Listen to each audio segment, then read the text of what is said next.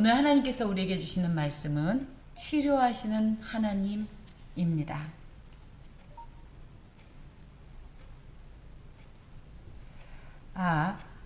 하나님은 어떤 분이신가 할 때에 수많은 하나님의 속성들이 있는데 그 중에서도 우리가 가장 실제적으로 실감할 수 있는 어떤 하나님의 사역 중에 하나가 바로 하나님의 치료이십니다.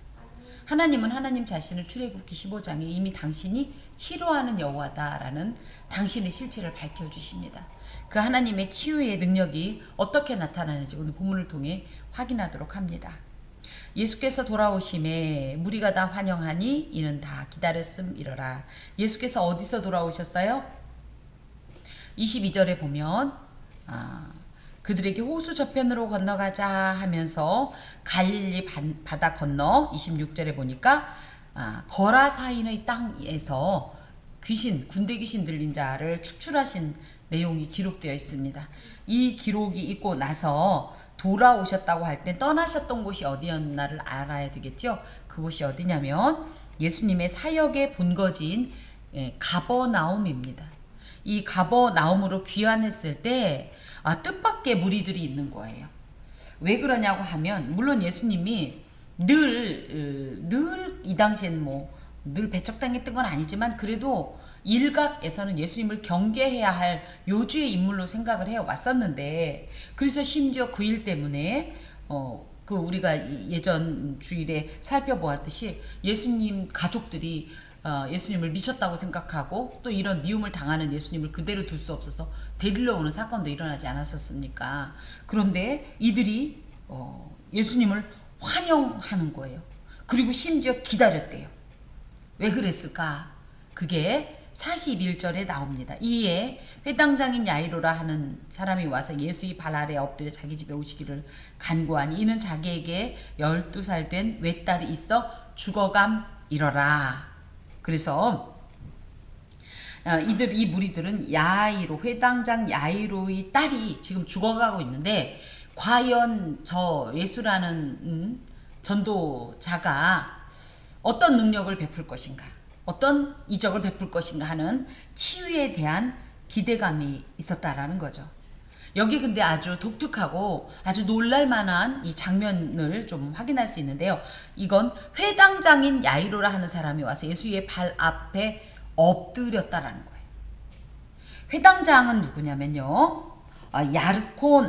아르콘이란 말로 통치자란 뜻을 가지고 있어요. 근데 이 회당장이 소위 말하면 지금 우리의 이 문화로 이해하자면 대형교회 담임 목사님이 저 시골교회 전도사님 아직 목사 안수도 받지 않은 그런 전도사님이 왔다는 소리에 나와서 엎드린 거랑 같은 이치예요. 내지는 굳이 의미하면 심지어 이제 기독교와 유대교를 굳이 구분한다면 성당의 어떤 사제가 그저 이렇게 연약한 이렇게 미혹한 예를 들어 김 목사 앞에 엎드린 꼴이에요. 이게 그 정도로 굉장히 충격적인 거예요. 이런 일들은 없잖아요.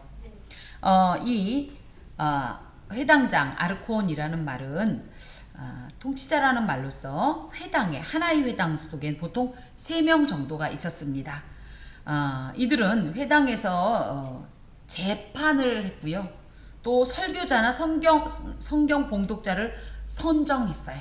또 그리고 설교를 잘했냐 못했냐 심사를 하는 이런 일들을 했습니다. 그리고 그 유대 사회가 유대교라는 특별한 종교적 사회였기 때문에 이런 어떤 회당장이라고 할 것 같으면 사회적으로 매우 영향력 있는 지체이었어요. 야이로라는 이름은 그가 깨우칠 것이다 라는 말로서 이 말 자체에도 이미 이런 어떤 직분을 암시하는 이런 이름인데요. 어찌됐든 그랬던 사람이 예수님을 그 당시의 사람들은 결코 예수님을 높은 이로 존귀한 이로 인정하지 않았는데도 불구하고 엎드린 거예요. 왜 그랬을까 할 때 그만큼 딸의 치유에 대한 이런 소망이 간절하고 또 절박했기 때문입니다. 우리 급하면 뭔들 못해요. 다급하면 같은 마음이었을 겁니다. 자, 그래서 자기에게 있는 12살 된 외딸이 죽어가고 있기 때문이었다 할 때는 절체절명의 위기를 상징해요. 물론 내가 아픈 것도 힘들지만 우리도 부모인지라 자녀가 괴로운 것만큼 힘든 게 없습니다. 그래서 우리 예전에 그런 말 했죠. 차라리 내가 아프고 말지. 이 부모는 이 자녀를 어떻게든지 살리기 위해서 자신이 가지고 있는 현재 사회적인 이런 직책이나 체면 같은 거는 손상되는 거예요. 전혀 개의치 않는 거예요. 다만 이 정도로 해도 된다는 예수님에 대한 절대적 신뢰감이 있었어요. 또 적어도 예수님의 이런 이적을 받기 위해서는 이런 마음가짐이어야 된다는 나름의 결단도 있었을 겁니다. 특히 12살 된 외딸이라는 표현은요. 외동딸은 귀한데 12살까지 키웠으면요. 다 키운 거나 마찬가지예요. 우리 할머니 시대에는 보통 열 몇 살 되면 결혼했잖아요. 요 당시도 12살 정도 되면 결혼 정년기라고 했대요. 이게 무슨 얘기냐면 시집 가려고 지금 준비하려고 하는 이 딸이 지금 죽어가고 있으니 불치병에 걸렸으니 얼마나 이 아버지는 가슴이 저리고 다급했겠습니까? 그만큼 절실했을 거예요. 또 이렇게 할 수 있었던 이유가 뭐냐 할 때 이 사람도 유대인이었기 때문에 그 당시에 예수께서 행하셨던 수많은 이적들을 소문으로 들었기 때문이에요. 대표적으로 무엇이 있냐면 하나뿐인 아들을 잃었던 나인성 과부가 아들을 살렸던 일이란들지 또 여기 지금 방금 전에도 나왔지만 이 소문이 다 왔을지는 모르겠으나 어찌됐든 이런저런 그 거라사 광인에게 있었던 귀신을 축출한 사건이랄지 이런 일들로 인하여서 기대감이 한껏 부풀었을 겁니다. 자, 그런데 이제 예수께서 이제 가실 때 무리가 밀려들었더라. 그래서 여기에 내가 가겠다 안 가겠다라고 말씀은 하셨지만 이미 이 간절한 이 청원을 들으시고 승인을 하신 거예요. 내가 가겠다. 특히 여기에 무리가 밀려들었다라는 표현은 사람들은 구경하는 걸 좋아해요. 그래서 예수님의 기적을 이 신비로운 장면을 구경하기 위해서 사람들이 밀려들었는데 밀려든다는 표현이 쉼푼이고라는 말로 거의 압사할 정도로 사람들이 거의 피부가 들러붙을 정도로 그렇게 밀착되어서 예수님을 옹이했다라는 이런 의미를 가지고 있습니다. 이에 12해를 혈루증으로 앓는 중에 아무에게도 고침을 받던 한 여자가 예수의 뒤로 와서 그의 옷가에 손을 대니 혈루증이 즉시 그쳤더라. 이런 구조를 액자형 구조라 그래요. 무슨 얘기냐면 이렇게 액자가 있으면 지금 회당장 야이로의 얘기가 전체적으로 감싸고 있어요. 그죠? 구조상. 그리고 그 가운데에 이런 뜻밖의 장면이 들어오는 거예요. 내지는 또 이걸 뭐라고 하냐면 샌드위치형 구조다 이래요. 그래서 뭐예요? 야이로 얘기 나오고 혈루증 여인 얘기 나오고 다시 야이로 얘기 나오고 요런 샌드위치 구조형의 이 기사 중에 하나가 무화과나무 저주 사건이 그렇습니다. 그래서 무화과나무를 저주한 다음에 예수님이 예루살렘에 가서 정화시키고 돌아 나오면서 저주 받은 이 무화과나무에 대해서 얘기하죠. 이런 어떤 구조가 이제 있는데 오늘도 이 본문에서 그런 거를 이제 우리가 발견할 수 있는데 이럴 때 특징이 뭐냐 하면 이 두 사건은 별개의 사건이 아니라는 거예요. 무화과나무를 저주하였더니 말랐더라 라는 사이에 뭐가 있었어요? 예루살렘 성전 정화 사건이 있었어요. 즉 무화과는 이스라엘을 상징하는데 이스라엘이 온전히 열매를 맺지 못하니까 예수님께서 저주했고 죽었던 것처럼 예루살렘이 뭐예요? 하나님 앞에서 성전의 기능을 제대로 하지 못하니까 이 성전의 기능이 다 회파된 것을 같이 의미하는 것처럼 여기도 회당장 야이로의 딸 이야기가 있지만 이 가운데에 12회 동안 혈루증을 앓던 여인 이야기가 있으면서 사실은 이것은 별개의 구조가 아니라 별개의 사건이 아니라 주인공은 다르지만 등장인물은 다르지만 같은 메시지를 품고 있다는 것을 우리가 알 수가 있지요. 자, 다시 봅시다. 12해 동안 혈루증을 앓던 여인. 이 12해라는 말엔 벌써 42절에 12살 된 내 딸이라는 말과 함께 같은 공통점을 갖고 있어요. 12라는 숫자는 성경적으로 완전 숫자를 상징하는데요. 딸은 어떻게 완전해졌냐? 이미 성장을 마친, 그래서 다 성숙된 상태, 완전히 성숙된 상태를 의미한다면 또 여기서 12해 동안 이 혈루증을 앓은 여인은 고통이 성숙이라고 표현하면 안 되죠. 고통이 가득 찬 상태. 예, 그렇지만 둘 다 똑같이 뭐예요? 예수의 하나님의 치료가 절실히 요구되는 상태를 상징합니다. 어찌됐든 혈루증은요, 그 당시에 레위기 15장에 보면 이 유출증이다 해서 굉장히 부정한 것으로 취급이 되었어요. 그래서 이렇게 부정한 것들은요, 부정이 전이 될까봐 다른 사람과의 신체적인 접촉을 금지하는 이런 율법이 있었고요. 또 단순히 그냥 신체적인 접촉만 금지한 게 아니라 성전에 들어가지도 못하게 하는 종교적 격리까지도 강요받았던 아주 중대한 병이었어요. 아, 그러고 보니까 코로나도 그러네요. 예. 여기에는 기록되어 있지 않지만 마가복음 5장에는요, 이 여인이 그동안 아무에게도 이 치료를 받지 못하고 재산만 다 탕진해버렸다. 그리고 그 상태는 더 나빠졌다. 이렇게 표현이 되어 있습니다. 어떤 의술로도 고칠 수 없는 완전히 불치병 상태였다라는 것을 누가가 의사의 입장에서 지금 이야기를 하고 있는 거죠. 그런데 그 여인이 우리가 생각할 땐 뭐예요? 그런 존재라면 그냥 자기 자신의 이 삶을 그냥 포기하고 나는 어쩔 수 없나 봐. 이대로 그냥 이대로 있다가 생을 마감해야 되나 봐 하고 낙심할 수밖에 없을 텐데, 놀랍게도 신체적인 접촉이 불가한 이런 상태에서, 감히 성전에도 근접할 수 없는 이런 상태에서 부정한 자가 정한 예수님을, 죄인이 감히 성전된 예수님을 와서 접촉하는 이 대단한 사건이 벌어진 겁니다. 예수의 뒤로 와서 그의 옷가에 손을 댔다 할 때 아마 예수님의 뒤로 왔던 것은 이 사람이 이렇게 12년 동안 혈루증을 앓았으면 꽤나 그 곳에서는 많은 사람들에게 알려졌던 인물이었을 거예요. 근데 이 사람이 아까도 잠깐 말씀드렸지만 신체적으로 접촉하거나 이렇게 이 공공연한 어떤 이런 장소에 나타나는 것 자체가 거의 종교적인 어떤 불법으로 치부되었을 텐데, 이 여인이 이 야이로처럼 딱 나와서 예수님 나 좀 고쳐주시오 할 수가 없었을 거예요. 그러다 보니까 이런 사회적 낙인을 입은 이 여인은 공개적으로 나서지 못하고 그저 그래도 나는 어떻게 해야 된다? 포기하지 않고 예수께 나가가서 난 주 없이 살 수 없다. 주님밖에 내 마음 모른다. 하지만 주님께 나아가면 반드시 치료받는다는 이런 강력한 확신을 가지고 필사적인 마음으로 지금 예수님께 접근을 한 거예요.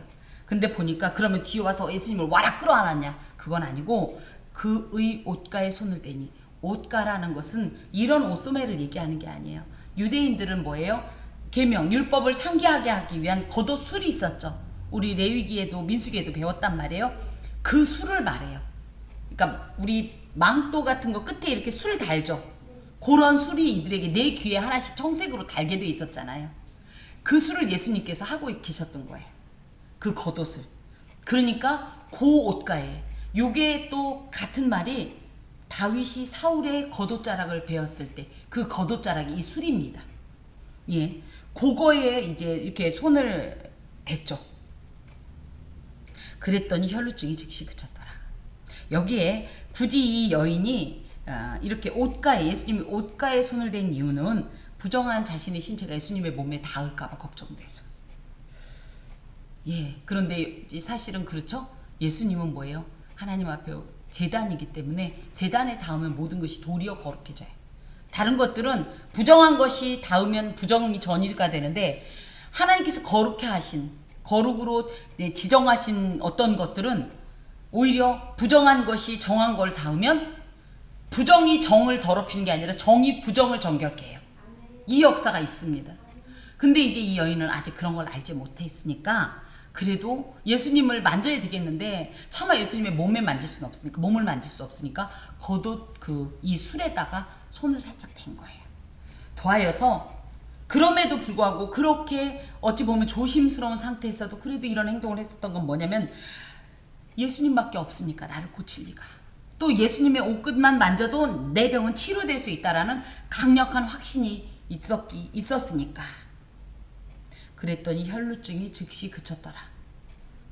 이건 본인이 아니면 알 수 없는 거예요. 그쵸? 근데 왜 이거를 이렇게 누가가 얘기할 수 있었냐 보면 이 47절에 보면 여자가 그 모든 것을 얘기했기 때문이에요. 만지자마자 혈루증이 딱 그친 걸 느꼈고 그것을 간증했기 때문이긴 한데, 어찌됐든 이 혈루증이 즉시 그쳤다는 것은 이 여인이 믿음으로 행한 것 그대로 응답을 받아서 완전한 치유를 받았다는 것을 의미하지요. 이 내용을 통해서 우리가 좀 다시 한번 뒤를 돌아봐야 할 것이, 우리는 예수님께 얼마나 필사적인가 하는 겁니다. 예수님 없으면 나는 다 끝났습니다라는 정도로, 나는 예수님이 안 계시면 나는 정말 아무것도 아닙니다, 나에겐 어떤 삶도 의미가 없습니다라는 이런 절박하고도 필사적인 심정이 있는가, 그 정도로 예수께 매달리는가, 내지는 그냥 가끔은 필요하기도 하죠 인가. 이 여인은 자신의 모든 생을 올인했어요. 예수님께 내가 죽으면 죽으리라, 손을 댄 것으로 인하여서 내가 이 자리에서 죽는다 할지라도 난 예수밖에 없다라는 마음으로 이렇게 손을 내밀었더니 놀라운 인생 최고의 순간을 맞게 된 것이죠. 예수께서 이르시되 내게 손을 댄 자가 누구냐 하시니, 예수님이 모르셔서? 예수님은 하나님이시잖아요. 다만 왜 그랬냐 할 때는 이런 치유의 사실을 공개적으로 밝혀야 이 여인이 그간의 어떤 이런 사회적인 종교적인 부정한 여인이라는 이 낙인 찍혔던 것을 공개적으로 해소할 수 있기 때문이에요. 그래서 이 예수님께서 그 딸이 누군가를 밝히기를 원하셨어요. 그랬더니 다들 나는 아니라 라고 얘기했고, 베드로는 심지어 뭐라고 했냐면 주여 무리가 밀려들어 미나이다. 예수님을 아직 모르는 거죠. 예수님이 그렇게 말씀하시는 건 이유가 있는 건데, 베드로는 아직 예수님을 알지 못하니까 아이고 예수님 사람이 좀 닿을 수도 있지, 이렇게 예민하게 구실까, 오늘따라 왜 이렇게 까다로우실까, 사람들이 이렇게 밀려들어서 2호선보다도 더 복잡한 전철 안에 지금 있는데 아우 예수님 왜 이러실까, 지금 이런 말이에요. 이런 말 속에 여전히 우리가 아직도 이 제자들은 예수님 되심을 알지 못하고 있구나, 아직도 영적으로 매우 무지하구나, 이런 생각을 하게 되죠. 그랬더니 예수님께서 그래? 하고 말지 않고 내게 손을 댄 자가 있도다, 이는 내게서 능력이 나간 줄 알미로다, 이런 말씀을 하셔요. 내게 손을 댔다, 이것을 자꾸만 왜 자꾸 나를 만지고 그래 라는 뜻은 아닌 거 아시죠? 더하여서 이는 내게서 능력이 나간 줄 알미로다 할 때 내가 원래 능력이 100개였었는데 얘 때문에 손실을 입었다, 이런 건 아니에요. 다만 아까도 잠깐 말씀드렸듯이 하나님의 일하심을 보여드리고, 그죠? 만민에게 공표하고, 무엇보다도 그로 인하여서 그간 힘겨운 삶을 살았던 여인에게 진정한 해방을 주시기 위해서 이 일을 크게 만드는 거예요. 공표를 해버리는 거, 공식화를 해버리는 겁니다. 여기까지 나가자 47절에 여자가 이걸 은밀히 진행하고 싶었는데 예수님의 이 뜻을 다 알지 못하니까 그냥 넘어갔으면 좋겠는데 그랬을 거 아니에요. 이게 누구냐? 누가 나를 만졌냐? 이랬을 때 여인은 속으로 뭐라고 했겠어? 예수님 제발 그냥 모른 척하고 넘어가시면 안 돼요? 그쵸? 근데 예수님께서는 이렇게 자꾸만 이것을 공식화해버리시죠. 그래서 여자가 스스로 숨기지 못할 줄 알고 떨며 나와. 떨은 것은 왜 떨었냐 할 때 놀라기도 워낙 놀랐어요. 그냥 그렇게 사람들이 미는데 살짝 만진 거를 그렇게 예민하게 반응하실지도 몰랐고, 그쵸? 그러면서 이분이 과연 누구다? 하나님이시구나, 신적 전지성을 가지신 분이시구나를 알았고, 그 거룩하신 하나님을 감히 부정한 내가 만지다니 하는 이런 신적 경외감 때문에 이 견딜 수 없는 죄인이 당연히 거룩하신 하나님을 만나 뵈면 이 반응하는 이 모습으로 떨게 된 거죠. 그러면서 예수님 앞에 나와서 엎드려 그 손댄 이유와 곧 나은 것을 모든 사람 앞에 말하니, 이게 사실은 예수님의 이 누가 내게 손을 댔느냐? 라는 질문의 이 목적입니다. 그래서 이 여인이 여기에 보면 말하니 라고 되어 있지만 본문상은 이 말하니라는 말이요, 전파하니 하는 이 전파, 복음 전파할 때 그 전파한다는 의미를 갖고 있어요. 그래서 하나님의 은혜와 치유의 능력을 내가 받았고 이것을 나만의 것으로 숨기지 않고 어떻게 하겠다? 전파한다라는 메시지를 갖고 있어요. 하나님 앞에서 은혜를 받으면요, 그거를 전파해 줘야 돼요. 왜요? 많은 사람들은 하나님을 인격적으로 아직 만나지 못한 경우가 많아요.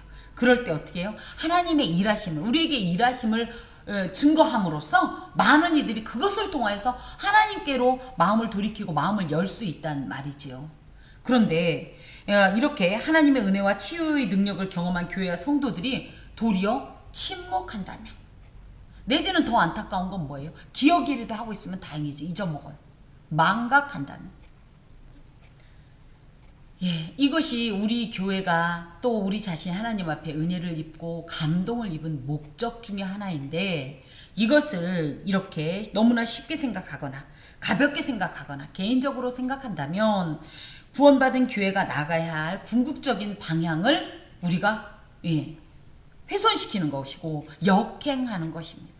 하나님 앞에 은혜를 입었다면, 이런 응답이 있었다면, 이런 감동이 있었다면 그것을 나 자신의 것으로만 생각하지 마시고 어떻게 해라? 공표하세요. 그래서 듣는 모든 자가 그것을 통해서 과연 우리 하나님은 하나님이시로다 하고 선포하고 고백할 수 있고, 또 뭐예요? 내게 그런 유사한 일이 있을 때 아주 중요한 간접적인 이 체험이 되는 겁니다. 그래서 맞아, 우리 하나님 그러셨다 그랬지, 나도 그래야겠다. 아니, 이렇게 선하게 쓸 수 있습니다.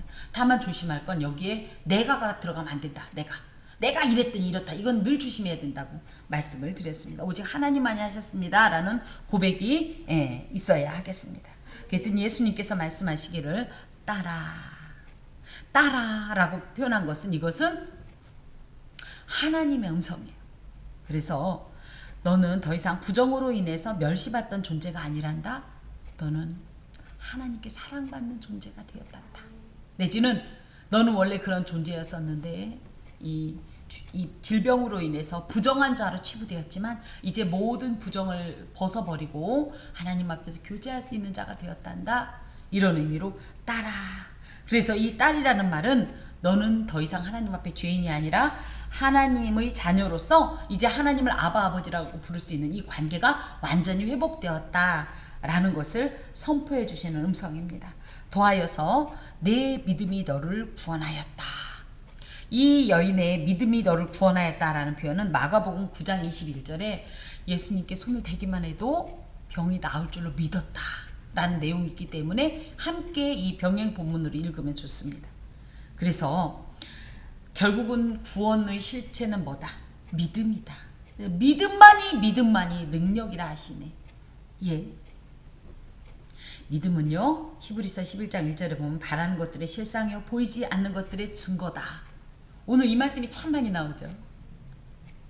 또 11장 6절에 보면 믿음이 없이는 하나님을 기쁘게 할 수 없나니 하나님께 나아가는 자는 반드시 그가 계신 것과 그가 자기에게 나오는 자에게 상 주시는 이심을 믿어야 할지니라.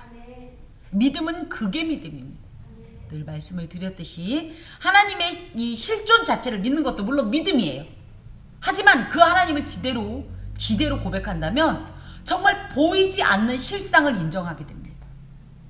또 뭡니까? 하나님이 계신 것뿐만 아니라 그가 당신을 찾는 자들에게, 당신을 아바 아버지라고 부르는 자들에게 복을 내리시는 하나님이시고 그 모든 일이 가능한 전능자라는 고백이 마구마구 포함된 것이 믿음이에요.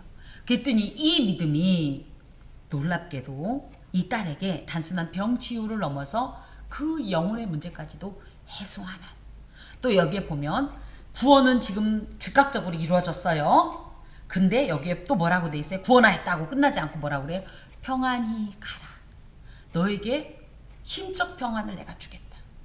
평안을 너에게 주노니 세상이 줄 수도 없는, 알 수도 없는 하나님의 평안을 내게 주겠다라고 이 말씀하시는 예수님의 말씀처럼 그간 혈루증으로 인해 겪었을 육체적, 정신적 고통에 대한 치유와 또 종교적 사회의 냉대로 인한 종교적 격리 상태가 완전히 해제되고 또 부정한 자로 치부되었었기 때문에 하나님의 거룩한 백성에서 소외된, 진영 밖의 존재였다가 이젠 오히려 공동체의 일원으로 복귀되었음을 공식적으로 공포해주는 말씀입니다. 구원을 받았지만 이 구원 가운데 신적 평안이 동행하지 않으면 봐요. 우리 예수님 믿고 은혜를 입었어요. 근데 평안이 없으면 어떻게 해요? 이 입은 은혜마저 의심해요. 근데 하나님께서 이 구원의 확신을 주시면서 더하여서 하나님의 평안을 주시면 요동치 않게 됩니다. 하나님께서 주시는 이 평안은 아주 특별한 평안이에요. 세상이 줄 수도 없는 평안이에요. 전승에 의하면 이 여인의 이름이 베로니카였다. 이렇게 기록되고 있습니다. 이 베로니카라는 여인은요, 비아돌로로사라는 예수님께서 십자가를 지고 예루살렘에서 골고다까지 걸어가면서 지점마다의 다 하나의 이벤트들이 있습니다. 그때 한 지점에서 제가 정확히 몇 지점은 기억이 안 나지만 한 지점에서 예전에 우리 패션 오브 크라이스트 거기에서도 이 여인이 나와요. 예수님이 피를 흘리며 땀과 막 이 온몸이 지금 이렇게 피와 땀으로 얼룩져서 십자가를 지고 걸으실 때 쓰러졌을 때 한 여인이 나와서 수건으로 예수님 얼굴 닦아줍니다. 그 여인이 베로니카였거든요. 이 여인이었다고 사람들은 이야기를 합니다. 정확한 건 모르겠지만 어찌됐든 전승이 그렇습니다. 그냥 좀 특이하게 기억하라고 말씀을 좀 드려봅니다. 자, 그러면서 이제 다시 아까 처음에 시작됐던 회당장 야이로의 딸 사건으로 돌아옵니다. 아직 말씀하실 때 회당장의 집에서 사람이 와서 말하되 당신의 딸이 죽었나이다. 선생님을 더 괴롭게 하지 마소서. 아직 말씀하실 때에 이거는 지금 예수님께서 48절의 이 말씀을 막 이렇게 하실 때에, 그러니까 거꾸로 얘기하면 이거는요, 예수님께서 원래 야이로의 이 딸을 고치러 가시다가 중간에 우리가 볼 때는 갑작스럽게 생긴 사건. 하지만 예수님은 이것에도 목적이 있었어요. 어찌됐든 이 12해의 혈루증을 앓던 여인을 고쳐주느라 시간을 지체하는 바람에 딸이 죽었다 이거예요. 그래서 많은 사람들은 예수님 그런 계산도 못하는 하나님이라며 늘 기억하면서 예수님은 누구다? 하나님이시다. 하나님이시다. 예수님은 하나님이시다. 예수님은 실수하지 않으신다. 시건치 않으신다. 한치 오차도 없으신 분이다. 이런 유사한 내용이 어디에 나왔냐면요, 요한복음 11장 4절에 보면 나사로가 죽어간다는 소리 들었죠. 예수님이 가자! 몇 분 걸리지도 않는 곳인데 안 그랬죠. 그럼 어떻게 했어요? 한 이틀을 더 유하시고 가자, 나사로 자고 있은 거 깨우러 가자 그랬던 기억 나시죠? 그런 사건과 같이 연결을 할 수 있습니다. 그래서 뭐예요? 결국은 회당장의 딸 야이로가 죽었지만 예수님의 이 생명의 권능으로 살리시는 이 하나님의 놀라운 생명의 이적을 많은 사람에게 보이시기 위해서 일부러 시간을 지체한 것으로 우리는 이해할 수 있습니다. 자, 우리 삶 속에서도 이것처럼 하나님께서 지체하시는 것 같은 거예요. 이렇게 하면 되겠구만. 될 듯 말 듯 할 때 하나님 왜 이러시는 거야? 이것도 못하나가 아니라 여기에는 하나님의 놀라운 계획이 있어요. 하나님의 섭리가 있습니다. 목적이 있습니다. 뭐예요? 이런 시간이 있어요. 우리가 하나님을 하나님으로 제대로 만나요. 제대로 봐요. 그리고 전혀 절대 지워질 수 없는 각인의 역사가 있습니다. 그래서 너무 내 시간에 맞추지 않는다고 해서 하나님에 대해서 실망하지 마세요. 우리 하나님께는 그야말로 다 이유가 있고 계획이 계신 분이라는 사실을 기억하셔야 합니다. 특히 여기에 선생님을 더 괴롭게 하지 마옵소서라고 할 때 이 말 속에는요, 다 끝나시오 이거예요. 다 죽어버렸슈. 그러니까 더 이상 예수님 이 선생님을 귀찮게 말아요. 이렇게 집에서 소식이 온 겁니다. 집에서. 비록 인간적으로 볼 때는요, 굉장히 예수님을 생각하는 것 같고 예의 바르고 한 것 같지만 신앙적으로 볼 때는 이거예요. 굉장히 불신앙적인 말입니다. 인간적인 눈으로 판단하고 이랬다 저랬다 이랬다 할 때 그럴듯하네 속지 마셔야 돼요. 사람의 말이 그럴듯할수록 더 의심해 보아야 해요. 왜냐면 사람의 말이 그럴듯하기 때문에 우리가 넘어가는데 마귀는 우리를 넘어뜨리려고 그 어떤 것들보다도 더 합리적이고 객관적으로 딱딱딱딱 말되게 이어갑니다. 그럴 때 하나님의 메시지를 거기서 발견해야 돼요.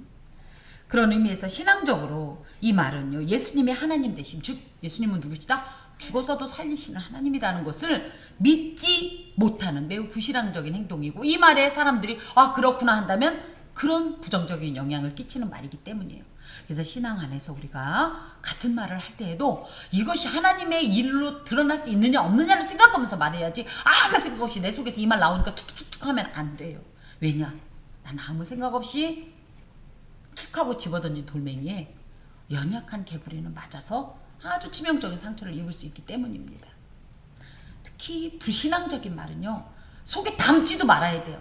근데 그걸 심지어 내고 다른 이에게 전달하면요, 그것이 얼마나 그 영에 손상을 입히는지 몰라요. 요즘 제가 그런 말씀 많이 드립니다. 우리가 바라보아야 할 것은 영적인 세계다. 왜? 우리 하나님이 주목하시는 것이 영적인 세계이기 때문이에요. 그래서 아유 인간적으로 볼 때 이 말 별거 아닌 것 같지만, 나도 모르게 또 그도 모르게 영이 손상된다면 우린 그것에 대해서 아주 심각성을 가져야 돼요. 그래서 사실 함께 사랑과 선행으로 서로를 격려하고 위로하고 연약한 믿음을 자꾸만 북돋는 식으로 말을 해야지, 조금 일컷 일어나려고 그러면 쿡쿡 밟고 그냥 한마디 푹 쑤시고 지나가면 그 사람은 그것 때문에 아파서 쓰러지고, 이렇게 하면 안 됩니다.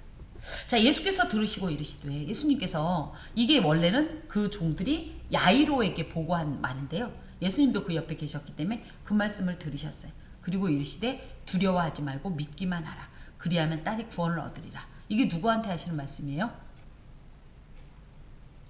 야이로에게 하시는 말씀이에요. 야이로가 지금 예수님과 함께 예수님께 엎드렸잖아요. 그죠? 그래서 예수님과 자기 집으로 가다가 뜻하지 않게 12해 혈루증 앓았던 여인의 이 기적, 이 치유 사건이 있었죠. 야이로는 계속 같이 있었어요. 그러던 중에 집에서 소식이 온 거예요. 아이고 이제 일 다 끝났슈. 그냥 저기 더 이상 선생님 괴롭게 하지 말고 와도 소용없으니까 그냥 다 끝난 걸로 알아요. 빨리 와요. 이런 소리를 듣고 그 야이로 마음엔 갈등이 됐을 거예요. 아, 진짜 그런 거 있죠. 너무 예의 바르면 내가 정말 우리 예수님을 너무 불편하게 하는 게 아닐까? 그랬을 때 요동하는 야이로에게 걱정하지 마라. 믿어라. 뭘 믿어라? 뭘 믿어라? 하나님을 믿어라. 어떤 하나님을 믿어라? 죽었더라도 살리는, 네 딸이 비록 죽었지만 그 죽음 중에서도 살릴 수 있는 생명의 주관자이신 하나님을 믿어라. 떨지 마라. 미리 겁먹지도 마라. 걱정도 하지 마라. 염려도 하지 마라. 근심도 하지 마라. 그냥 믿어라. 누구를 믿어라? 하나님을 믿어라. 어떤 하나님을 믿어라? 치유하시는 하나님, 전지전능하신 그 하나님을 믿어라. 그리하면 딸이 구원을 얻으리라. 딸이 살아나리라 이러지 않죠. 딸이 구원을 얻으리라. 예수님을 만나면, 제가 그랬잖아요, 병만 고치러 갔는데, 우리는 병만 고치러 갔죠. 근데 주님은 뭐해요? 병 고쳐줘. 그죠? 또 뭐 정신적으로도 관계적으로도 사회적으로도 모든 것을 다 치유하시고, 심지어 가장 결정적으로 뭐 구원의 역사를 이루시는 것이 하나님 앞에 나간 자가 누리는 특권입니다. 그것을 약속하셔요. 그리고 나서 그 집에 이르러서 베드로와 요한과 야고보와 아이의 부모에는 함께 들어가기를 허락하지 아니하시니라. 그래서 베드로와 요한과 야고보는 예수님의 이 사역 메이트와 같은 존재였어요. 간혹 이 베드로, 요한, 야고보가 함께 갈 때 요한과 야고보는 이 이름이 순서가 이 베드로, 야고보, 요한일 수도 있고 베드로, 요한, 야고보일 수도 있는데, 절대 맨 앞에는 베드로가 기록이 됩니다. 이건 의도적인 거예요. 왜? 베드로가 자기들에게 있어서 이 예수님의 수제자로, 수석제자로서의 그 입지를 자꾸 강조하고 있는 거예요. 특히 이들만 데리고 갔던 건 다른 제자들은 아직 이런 기적의 역사에 참여할 정도로 믿음이 있지 않았고요. 그걸 감당하지 못할 것 같으니까 예수님께서 함께 데리고 가지 않습니다. 그런 의미에서는 우리도 물론 목회자가 하나님은 아니지만 목회자가 신뢰할 만한 어떤 일꾼, 하나님의 제자가 되어야 합니다. 그래야 같은 눈으로, 같은 관점으로, 같은 수준으로 하나님의 일을 이해하고 함께 그 일을 통해서 하나님의 거룩한 목적을 이룰 수가 있어요.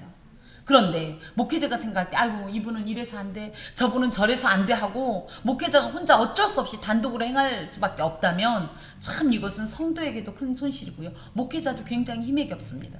그런 의미에서 성도인 여러분이요, 여러분이 베드로, 요한, 야고보와 같이 예수님과 늘 예수님의 결정적인 사역에 늘 동행했던 자들과 같이 여러분도 그 자리에 있기를 사모하면서 나 자신을 하나님 앞에 합한 자로서 거듭거듭 연단하고 훈련할 수 있는 적극적인 이런 마인드가 필요합니다.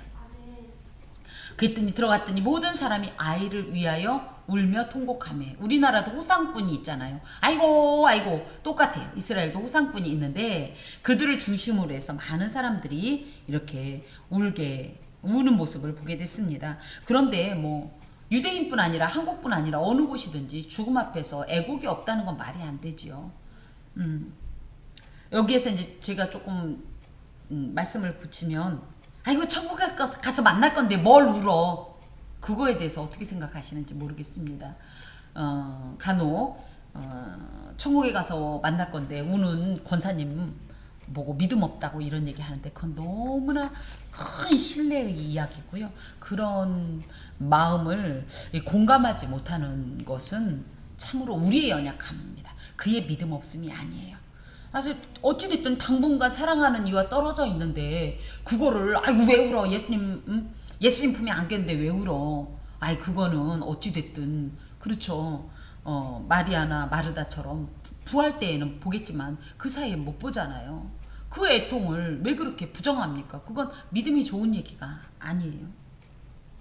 그런데 예수님께서 이르시되 울지 말라, 죽은 것이 아니라 잔다, 이런 표현을 하셔요. 왜 울지 말라고 할까? 왜요? 왜 울어요 지금? 안 죽었는데 죽은 것처럼 생각해서? 자는데 예수님께서 살리실 거잖아요. 자, 울지 말라. 이건 왜 울었어요? 이들이 왜 울었어요? 죽어서. 장례식 풍습이라 울었는데 울지 말라는 건 뭐예요? 장례식을 멈추겠다, 장례식을 끝내겠다. 이건 장례식이 아니다. 지금까지 내가 있기 전엔 장례식이었다 이거예요. 하지만 이제 내가 온 이상, 내가 개입한 이상 더 이상 이것은 장례식이 아니니 뭐해라? 그만 울어도 된다. 울 이유가 없게 만들어주겠다는 예수님의 무언의 약속이시고 의지이십니다. 그러면서 죽은 것이 아니라 잔다. 잔다라는 표현은요, 이게 저 히브리인들이 죽음을 표현할 때 잔다라는 표현을 해요. 방금처럼 아이고 얘 사실은 죽은 게 아니야, 자는 거야가 아니에요. 죽은 건 맞아요. 그러니까 안 죽었으니까 울지 말라는 게 아니라 맞아, 얘 지금 자고 있어. 죽음의 잠에 빠졌어. 근데 이걸 굳이 죽음의 잠이라고 표현하는 건 뭐예요? 잠은 뭐예요? 깨우면 깨워지잖아요. 그쵸? 더하여서 잠깐도 말씀을 드렸지만 이 울지 말라는 이유는 뭐예요? 울 이유를 없게 하겠다. 우리는요, 내가 보기에는 모든 것이 끝나버린 것 같을 때 그냥 무너져 버립니다. 하지만요, 하나님 안에 있으면 어떤 것도 아직 끝은 아닙니다. 내가 볼 땐 딱 끝이에요. 더 이상 없어요. 막다른 길이에요. 아니요. 하나님 안에 있으면 하나님이 끝이라고 해야 끝인 거예요. 죽으면 끝이죠. 그죠? 근데 끝이 아니라잖아요. 예수님은 이처럼 우리의 애통을 멈추시는 분, 우리의 통곡, 애곡을 멈추시는 분, 즉 장례, 죽음을 멈추시고 극복하시는 분이십니다. 이런 표현이 또 어디에 나와 있어요? 나사로의 죽음에서 또 나와 있어요. 잔다라고 표현하니까 사람들이 뭐라고 그랬어요? 여기도 마찬가지 비웃더라. 똑같아요. 그 말 듣고 마르다가 그러잖아요. 아 이거 무슨 소리냐고. 이런 것들. 이게 굉장히 이제 여러 개가 이제 반복이 됩니다. 자, 그러면서 그런데 그들은 믿음이 없기 때문에 아이고 확실히 죽었는데 무슨 소리야, 자긴 뭘 자 하고 비웃었다. 비신앙적인 인간적인 관점으로 볼 때 사실은 예수님의 말씀이 더 허황되고 허무맹랑하고 말도 안 되는 소리예요. 그러니까 미친 자라는 소리를 들었겠지요. 하지만 신앙인의 관점에서 볼 땐 얼마든지 가능하죠. 우리 주님이 계신데. 그죠? 아직 신앙인으로 볼 땐 예수님이 끝이라고 하지 않는 이상은 희망과 가능성은 남아있는 거예요. 일말의 희망만 있어도 하나님이 이 일말 가지고 일하시는 분이에요. 하나님 안에 있으면 얼마든지 능한데 미리 장래를 치르면서 애곡하지 마세요. 예수님이 죽지 않는 이상 우리에게 장래는 없습니다. 반드시 하나님의 모든 일 가운데 하나님의 뜻대로 섭리하심을 우리가 보게 될 것입니다. 예수께서 그랬더니 그들이 비웃는데도 아랑곳하지 않고 당신의 길을 가세요. 전 이런 예수님의 고집스러움이 너무 멋져요. 그들의 이 어떤 반응에 일희일비하면서 흔들리지도 않아요. 당신은 당신 길을 가십니다.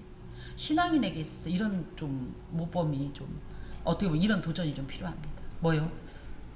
누가 뭐라 그러면 자꾸 팔랑팔랑 하지 마세요. 우리 주님도 팔랑팔랑 할 수 있는 일, 말 그럴듯한 거 너무 많잖아요. 요동치 않잖아요. 요동치 마셔야 해요. 자, 그러면서 아이의 손을 잡고 빌어 이르시되 아이야 일어나라.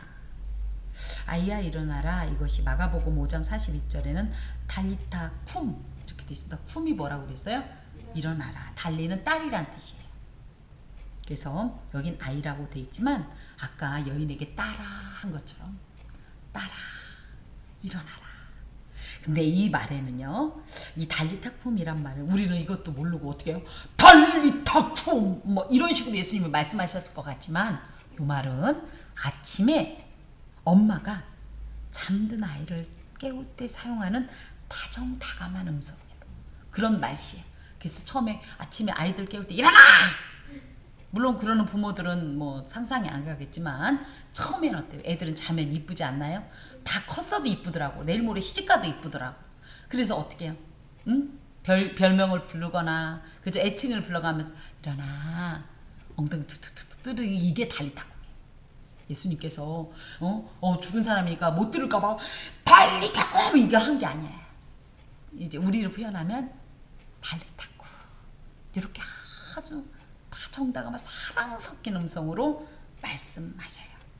예수님께서는 죽은 아이를 살리는 말로 이 달리타쿰을 사용하심으로써 죽음은 신앙인에 있어서는 뭐다? 영원한 끝이 아니다. 뭐다? 잠깐 자는 거다. 이런 내용이 데살로니가 전서에도 막 나와요. 그리고 무엇보다도 죽음은 끝이 아니고 또 하나는 얼마든지 하나님 안에서 깨어날 수 있는 하나님의 음성이라면 죽은 사람은 못 듣지만 자니까 들을 수 있는 거예요. 그죠? 뭐 죽은 자가 잠을 자던 자가 다 하나님의 아들의 음성을 들을 때가 오나니 마찬가지입니다. 하나님의 음성을 들을 수 있는 상태가 자는 거예요. 신앙인에게 죽음은 그런 겁니다. 그렇게 이제 보여주시면서 이것이 곧 뭐다? 예수 안에 있는 성도에게 죽음은 잠자는 것 이상 아무것도 아니다. 죽음을 그래서 우리가 안 두려워할 수 있는 거예요. 또 죽었더라도 설령 잠이 들었더라도 예수님께서는 다시 오셔서 깨우실 것이고 그럼 우리는 모두 그 음성을 듣고 일어나게 될 거다. 이 내용이 데살로니가전서 4장에 나와 있어요. 자, 그러면서 그 영이 돌아와 아이가 곧 일어나거늘. 그래서 뭐예요? 영이 돌아와. 이건 뭐예요? 육체는 지금 있잖아요. 죽음은 뭐다? 일시적으로 영과 육이 분리된 상태라는 것을 의미하고요. 그 분리됐던 이런 상태였기 때문에 영이 없으면 육신은 죽은 거죠. 그래서 실제적으로 죽은 게 사실이다. 실제적으로 죽었었다. 다만 그 영이 떠났던 것이 예수님의 이 달리타쿰이라는 이 부드러운 잠을 깨우는 소리를 듣자 이 영이 회복됐다라는 것을 의미하지요. 예수님에 의해서 원상복구된다. 우리의 모든 삶이 예수님의 음성 앞에 원상복구되는 줄로 믿습니다. 예수께서 먹을 것을 주라 명하시니. 그래서 먹을 것을 주라 이건 뭐냐면요, 죽은 사람은 먹을 거 먹을 수도 없고 줄 필요도 없고, 근데 먹을 것을 주라는 건 뭐 이 아이가 완전히 살아났다. 또 인간적으로 생각할 땐 아프니까 뭘 먹었겠어요? 그쵸? 그냥 아프다가 죽었으니까. 그런데 이 아이가 지금 정상적으로 돌아보니까 배가 고플 수도 있죠. 근데 부모님은 뭐예요? 얘가 살아났다는 걸로 막 흥분해갖고 아이를 쓰다듬고 난리를 쳤겠죠. 예수님께서는 그 아이가 배고픈 걸 아셨나 봐요. 그러니까 아이고 먹을 것 좀 주라고 이런 말씀을 하십니다. 즉 누군가가 아무것도 먹지 못하다가, 우리도 그러죠. 아무것도 먹지 못하다 갑자기 일어나서 나 물, 엄마 밥 이러면 아이고 이제 나았네. 그래서 이 소녀의 생환, 확실하게 살아난 것을 공식적으로 선포해 주신 말씀이기도 합니다. 그랬더니 그 부모가 놀라는지라, 이 놀라는지라는 아까도 이제 말씀을 드린 것처럼 너무너무 불가능하다고 생각했지만 너무너무 깊은, 그래서 그 일을 이루신 하나님을 찬양하는 그런 신적 경외감을 의미하고요. 예수께서 근데 또 여기 또 붙이네. 예수께서 경고하사 이 일을 아무에게도 말하지 말라 하시니라. 그래서 우리 39절에 보면 뭐 했어요? 집으로 돌아가 하나님이 네게 어떻게 큰 일을 행하셨는지를 말하라. 그쵸? 한 반면 여기는 또 말하지 말라. 그래서 뭐예요? 공간의 이 차이 때문이다. 그 이방 땅은 메시아 사상이 없기 때문에 이렇게 얘기해도 예수님을 뭐 메시아라고 막 정치적 메시아로 옹립하지 않겠지만 여기는 또 다시 그죠? 유대 사회이기 때문에 그럴 가능성이 있어서입니다. 하지만 이것은 매우 실천 불가능한 명령이라고 생각합니다. 왜냐하면 봤는데 어떻게 말을 안 해요? 정말 참을 수 없는 이 감격과 이 기쁨과 이 놀라움을 가두기가 어렵겠지요. 자, 오늘 이 본문을 통해서 우리가 알 수 있는 것은 무엇이냐? 예수님은 고치시는 분이라는 거예요. 그럼 어디까지 고치실까? 우린 예수님이 고치신다 그럼 뭘 생각하죠? 일단 병 고치신다. 그쵸? 그렇지만 예수님은 병뿐이 아니에요. 또 뭘 고치시냐면요. 예, 이 여인 이야기를 좀 잠깐 볼까요? 48절 따라 내 믿음이 너를 구원하였으니 평안히 가라 하면서 어디로 복귀시키는 거예요? 집으로, 공동체로. 그래서 무너진 가정. 이 여인이 12해 동안 혈루증을 앓았다면 그 가정이 온전하겠습니까? 자녀들은 엄마는 병 중에 있고 그죠? 격리된 상태에서 살아야 되니 얼마나 그간 깊은 상처가 있었을 것이며 배우자의 고통은 또 어땠을 것이며 부모와 형제의 고통은 어땠을 것입니까? 그런데 예수님께서는 그 모든 것까지도 고치십니다. 또 예수님은 무엇까지 고치실 수 있을까? 죽음을 고치실 수 있어요. 죽음을 고치는 전형이 뭐냐? 부활입니다. 예수님은 어디까지 고치실 수 있을까? 죽음까지 고칠 수 있다면 죽음부터 시작된 모든 것을 고치실 수 있다라는 거죠. 그러면 우리가 사사롭게 생각할 때 그럼 예수님은 그럼 과연 무엇을 고칠 수 있을까? 나의 성품도 고치시죠.